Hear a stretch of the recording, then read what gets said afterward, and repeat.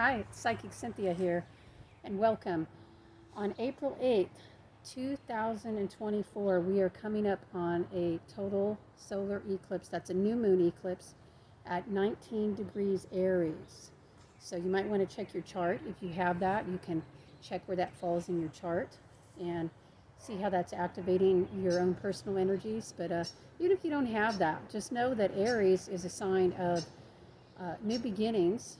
I mean, beyond that, it's really the sign of the emergence of the soul and the personality and walking a courageous path, the hero's journey, where you want to step out and be more bold. And, this is activating the whole axis of Aries and Libra because we just had the Libra eclipse. That was a full moon eclipse, not a new moon. So that would have been a lunar eclipse.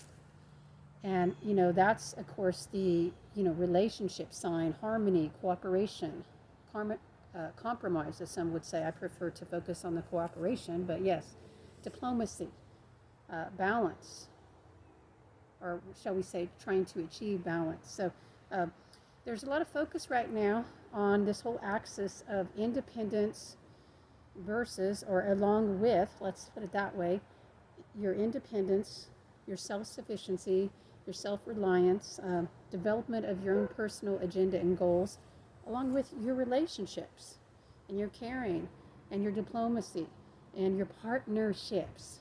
There is the relationship with yourself and then the relationships with others, and that's a partnership, okay, with somebody else. But what Aries teaches us, or it can, if you're open, it can teach you that you first have to be a good partner with yourself and for yourself.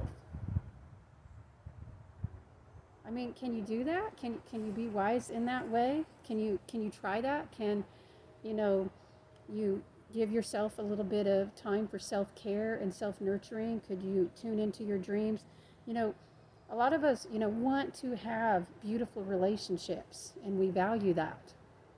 And we love connections, whether those are, a marriage connection or your connection with your children or with, in a spiritual community or co-workers or a project, however you want to think about it, maybe a cause, people in the same cause together.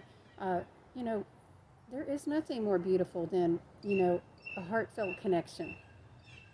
And that is something worth, opening yourself to and searching for and just, being willing to work for. But the thing about it is you bring you, okay, to all your relationships.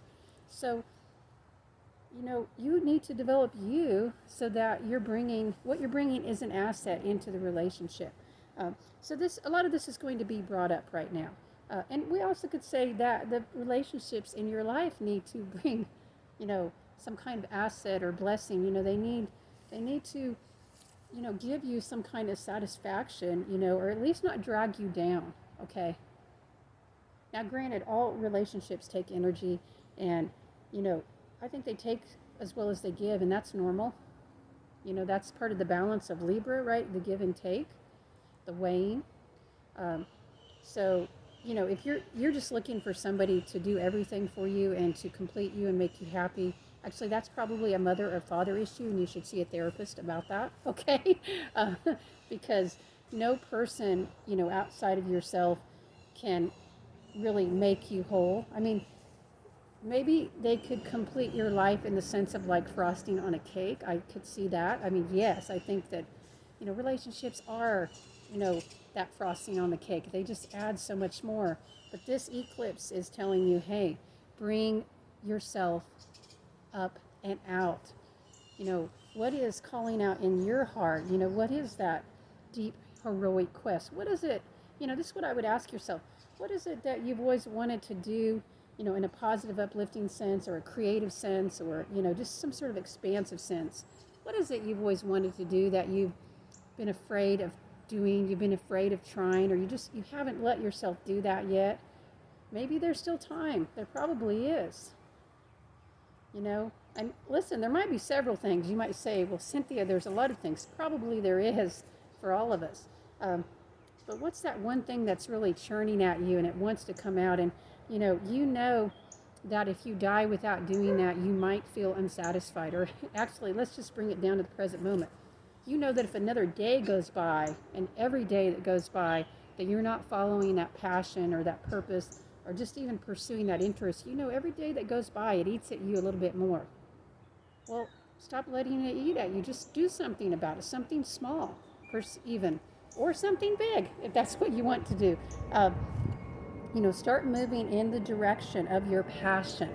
This is a very passionate energy. There's a lot of Aries energy right now, and just emphasis on fire energy in general, off and on throughout this year. So follow that passion, that dream, that passionate, interest, what lights you up. And, you will deal with the energies of this eclipse a lot better if you do that. Now, eclipses do release a lot of chaos into the atmosphere, especially, there's no telling what's going to happen with a total solar eclipse in terms of the outer world. These are, sometimes the total solar eclipses are called, I believe they call them king makers, king, King, because the ancients would notice the rise and fall of leaders, according to these total solar eclipses. So there's a lot that can happen politically and out in the world. Don't let yourself get too distracted by outer world things that you have no control over. And I might even say you probably have no business getting involved in, getting your energy involved in. Why are you getting your energy involved in things that are happening like, way, way far away that, unless you're going to go there and help out, or maybe you can give money, or maybe you're on, maybe you are a politician and you're involved in it, or you're an aid worker, or your family's there. Okay, if it's personal, it's personal. But, this eclipse is saying, plus Mercury retrograde, it's saying you need to manage your personal stuff. If your life is crap and your inner nest is crap because you haven't been taking care of your house, your closet, your health, your car, whatever it is, your living situation, your money situations, this solar eclipse in Aries won't stand for that. It will light a fire under your, what, and it will get you moving again. And eclipses do release, especially the total solar eclipses, they do release a chaos energy often, a disruption. That's just part of what they are to do. They play a divine role in the universe,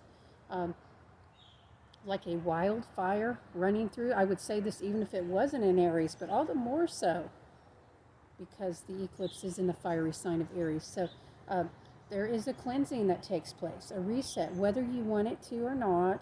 And I find that if you lean into it, if you open to it, if you look at your own life and you say, hey, where could I really use a new beginning? Where could you? Where do you need to step up the plate and take responsibility and, not be so passive? Because the Libra would be more about, responding to others and following their lead. But right now we're activating in the Aries. It's kind of both at the same time. There may be areas in life where you do need to be less yang and you do need to be more yin. You do need to respond to the lead of others. And generally speaking, that can be good, to do that many times in relationships, okay? I mean, we want to respond, right, and not just walk over others. But then it's also time, for you to step up to fulfill your own desires. The things that other people can't do for you. Nobody else can live your path for you. Have you thought of that? So, I mean, if you're feeling dissatisfied, especially if you're in a relationship, now it might be the relationship. And I mean, if that person is destructive, if that person is destructive, you may find the inner resources now and the courage or soon to leave that relationship. You may, find the power to do that. This eclipse can help with that. But sometimes it's just more about, you're both well matched for each other and but you need to follow your own purpose more. Maybe you've been expecting your partner to fulfill you in ways that they can't do it for you. It's really easy to feel unsatisfied if we're not following our true heart's path. If you're not following that true heart path for yourself, that what calls out to you, it's really easy to get kind of nippy and cranky and critical and start seeing the flaws in everybody. So, if you find yourself doing that, especially, if it's not an extreme situation. I mean, it's one thing if you're with an abusive partner, yeah, you've got to leave. Okay, it's just find a way for your own safety. But yeah, I mean, everybody has imperfections. If you find yourself just only seeing the imperfections in the people around you, I mean, I guess it's possible you could just be only around bad people, but it might also be that, you know, you're cranky because you're not following your true heart's path and you need to get on that, okay, with this eclipse. Uh, and listen, if you don't know how you're going to do that, just start with what's before you, what you can do. Sometimes just setting the intention to do it is the first step. I would say that is the first step. Um, and, maybe you can, I don't know, set for a while in meditation and ask your guides to show you what to do next. They might refer you to a counselor or somebody in that field or somebody who's doing more along the lines of what you want to be doing. But even with that, I want to say your own path is unique. There may be others doing similar, but you can't copy or emulate your own path. And this also is part of this Aries energy because, if you've been being a poser in any way, and society tells us to be posers because posing is part of conforming, okay? Being inauthentic, just conform, go along, right? No, your own path is going to be something totally unique to you, even if it's something it seems like other people are doing. You're going to do it in your own unique way. You have to walk that cutting edge that is unique to you, and that's what this Aries energy is about. So if you do, seek training or help or whatever it is to assist you with your path, and you might need to, like if your dream is to be a painter, a fine arts painter, or an interior decorator, you are probably going to need to learn about that. I mean, even if your dream is to be a professional psychic or an astrologer, well, to be an astrologer, you got to put in some years, learning astrology, how to do it for others. To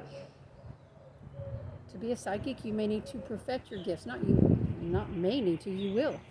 And to do both of those, you're going to need to perfect your counseling gifts as well if you're going to actually counsel others. You'd be the greatest psychic in the world if you don't know how to work with people. Well, you can't work with people, right? I've known psychics like that, by the way. I've known great clairvoyants and prophets. They'll never be doing readings for others. They can't do it. So anyway, I digress there, but I know some of you that watch this channel do have that dream, and I totally support you in that if that is your dream. So yes, get training as needed. Have mentors. It's so important to have mentors. But at the same time, remember, your path is your path. It's not about copying and emulating somebody else's. That's where so much pain comes in because we try to do it exactly like somebody else. We need examples that you can build a blueprint off of, a framework. The example is not what you try to do. It's kind of like what you try to do. It's how you build your interior house, so to speak, for your dream. All right, so here's to you building a new framework for your next dream. Whatever that next dream is, whatever that next goal, whatever it is that the Aries soul within you wants to go hunting and chasing. Happy coming into your next phase of your path. Bright blessings.